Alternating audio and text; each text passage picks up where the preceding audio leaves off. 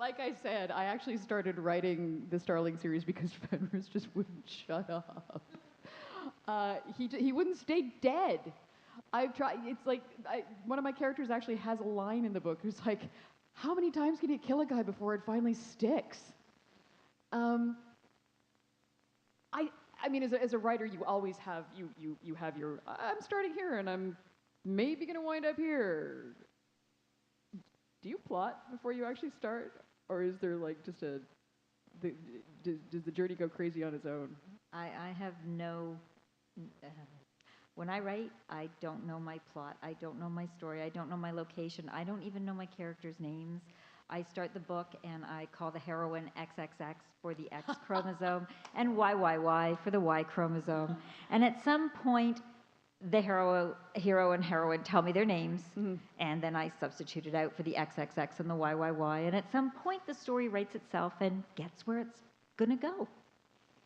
Yeah, I've started writing with a synopsis because I've been, pitching some plots and stuff like that. I'm like, oh yeah, it'll be great.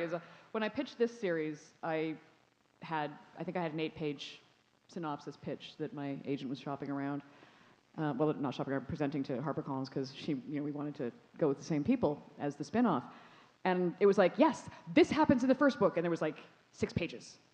And I was like, and this happens in the second book, and it was like page and a half. And I'm like, and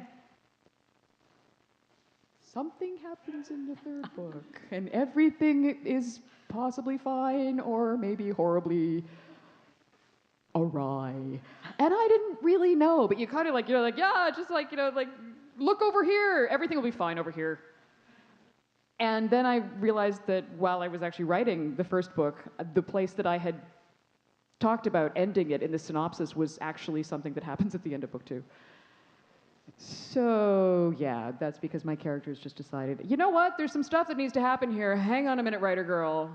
We can be over there. And I was like, well, I guess I'm taking dictation. And so, yeah, there's a certain amount of force of will that they do sort of exert on you, I think.